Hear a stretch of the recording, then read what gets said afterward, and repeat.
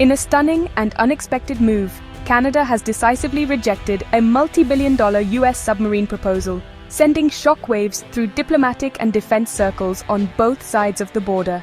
This decision marks a significant departure from the long-standing tradition of close military cooperation between the two North American allies, and has left many observers questioning what comes next for Canada's defense strategy. Instead of following the expected path, Canada is now turning its attention exclusively to Germany and South Korea, two nations renowned for their advanced submarine technology and shipbuilding expertise. By narrowing its focus to these countries, Canada is signaling a willingness to diversify its defense partnerships and embrace new technological standards for its future fleet. But this move is about far more than just acquiring new submarines. It represents a bold and deliberate pivot in Canadian defense policy, one that breaks from decades of US-centric security arrangements. For the first time in a generation, Canada is asserting its independence in matters of national defense and charting a course that prioritizes its own interests above all else. Under the leadership of Prime Minister Mark Carney, the government is placing a renewed emphasis on Arctic sovereignty and the protection of Canada's vast northern territories.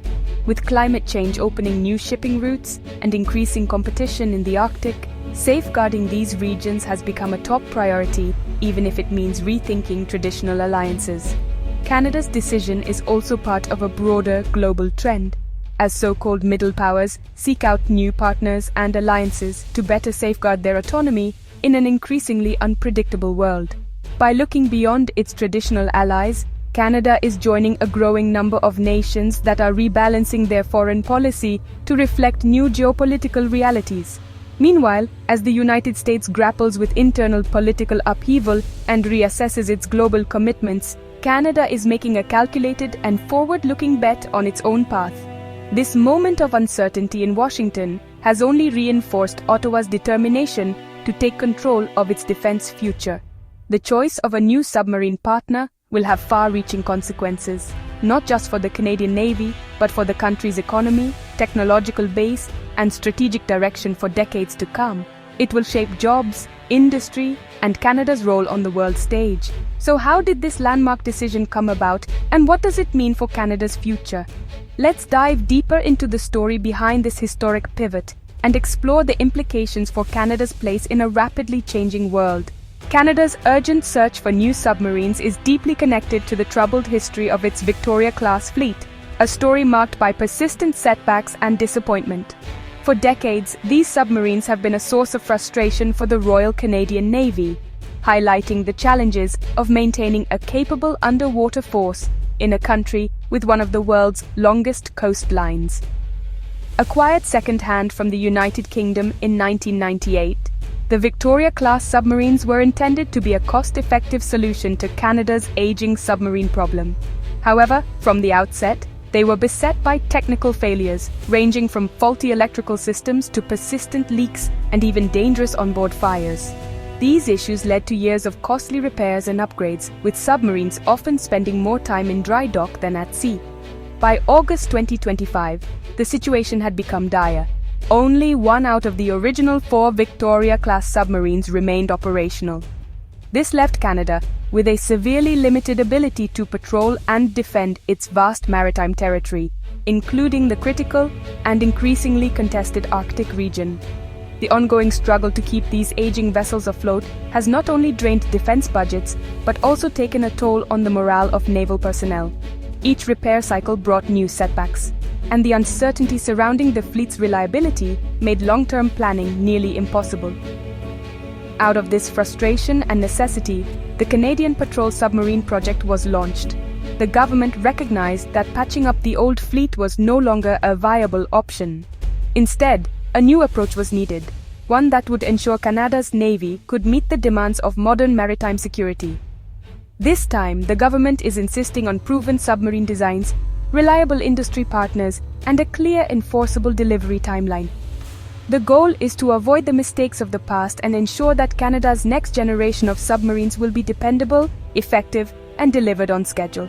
Above all, the new fleet must be rugged enough to operate in the harsh and unpredictable Arctic environment, a challenge the Victoria-class submarines never consistently overcame. The lessons learned from this troubled chapter are now shaping the future of Canada's underwater defense. On August 26, 2025, Prime Minister Carney stood before the world's press in Berlin and made an announcement that would reverberate across continents. Canada's shortlist for its next-generation submarine fleet would include only two contenders, Germany's ThyssenKrupp and South Korea's Hanwha Ocean. Notably, there were no American companies in the running, a decision that stunned many and immediately set off a wave of speculation and concern. The outright rejection of a $20 billion US proposal sent shockwaves through Washington's political and defense circles. For decades, the US and Canada have been close partners in defense, sharing intelligence, technology, and strategy. This move signaled a dramatic and unexpected shift in North American defense ties, raising questions about the future of the alliance and the trust that underpins it. But this wasn't a snap decision or a simple snub. Behind the scenes, Canada had spent over a year conducting a rigorous evaluation of global options. Military experts, government officials, and independent analysts pored over technical data, operational records, and delivery timelines. The top priorities were clear: the ability to operate in the harsh, unforgiving Arctic environment, and the speed at which new submarines could be delivered to meet urgent security needs.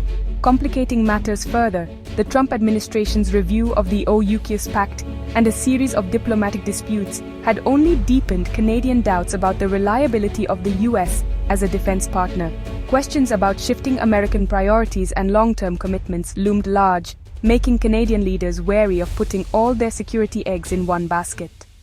Prime Minister Carney made it clear in his statement: Canada's security can no longer rely on old assumptions or the comfort of tradition.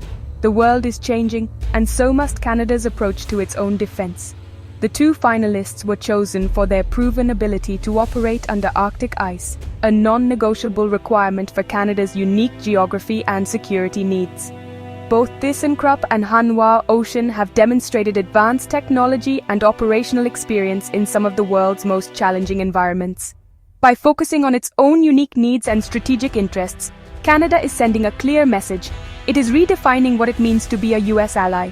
This is not about turning away from old friends, but about ensuring that Canada's defense is truly fit for the challenges of the 21st century. The message is unmistakable. Canada's defense will be built on capability, innovation, and a clear-eyed assessment of its own needs, not simply on tradition or past alliances. This decision marks a new era in Canadian defense policy, one that prioritizes the nation's security above all else. Germany's ThyssenKrupp Marine Systems is pitching a proven, reliable submarine platform tailored for Arctic operations. Their vessels have a strong track record in cold water deployments and are praised for engineering excellence. The German bid promises delivery ahead of Canada's 2035 deadline, with a phased rollout to ensure a smooth transition. The focus is on operational certainty, comprehensive support, and long-term value. TKMS positions itself as the safe, dependable choice, offering Canada a fleet ready for the harshest northern conditions. For a government burned by past procurement failures, reliability is everything. South Korea's Hanwha Ocean offers a bold alternative: 12 advanced KSS-3 submarines, a massive leap from Canada's current fleet. These subs feature cutting-edge air-independent propulsion and lithium-ion batteries, allowing for weeks underwater and extended range. The deal includes armored vehicles and artillery, making it a comprehensive defense partnership. South Korea's reputation for on-time, on-budget delivery is a major selling point. The first 4 subs would arrive by 2035, matching Canada's urgent timeline. This bid tests whether Canada will embrace a non-traditional ally for speed, scale, and technology. It's a chance to transform Canada's undersea presence and its defense relationships. Excluding the US is a calculated risk, prioritizing sovereignty over historic ties. Arctic defense is at the heart of this decision, as melting ice opens new routes and rivals like Russia and China expand their presence. Carney's government insists on a credible undersea deterrent, ruling out nuclear options as too costly and complex. By shortlisting Germany and South Korea, Canada is diversifying its alliances and seeking best-in-class partners. Choosing South Korea would be a NATO first, signaling a pragmatic shift toward capability over sentiment. The move risks US retaliation, but Ottawa sees Arctic security as worth the diplomatic fallout. Canada is betting its future on self-reliance and a new kind of partnership. The economics of this deal are as crucial as the politics. Past procurement disasters, like the F-35 program, have made Canadians wary of cost overruns. The US bid was likely too expensive for too few subs. South Korea's offer promises more capability for similar money. South Korea's rise as a global arms exporter means competitive pricing and technology transfer, potentially a better deal for taxpayers. Both bids promise jobs and industrial benefits in Canada, but the government must weigh long-term value and sustainability. The public is watching. Can Ottawa deliver a major defense project without breaking the bank? Canada's submarine choice will ripple through NATO and NORAD. Selecting a non-US design challenges alliance norms and complicates interoperability, but also signals a push for strategic autonomy. A larger, modern Canadian fleet would boost Arctic surveillance and deterrence, strengthening NATO's northern flank. The move could inspire other allies to diversify procurement and seek better value. If Canada integrates a non-US fleet while upholding alliance commitments, it sets a powerful precedent. This could mark a shift toward a more flexible, multipolar NATO, where capability trumps tradition. Canada's Arctic investment is both a national and alliance game-changer. Canada's rejection of the US submarine offer marks a new era in defense and foreign policy. The choice between Germany's reliability and South Korea's scale will define Canada's military for decades. This is a move toward strategic autonomy, forcing a recalibration of the Canada-US relationship. Canada is stepping out from under the American security umbrella, asserting itself as the primary guarantor of its own defense. The world is watching as Canada balances old friendships with new priorities. This submarine decision is about more than hardware. It's about sovereignty, strategy, and the courage to chart a new course. How should a country balance history with its own interests? The debate is just beginning.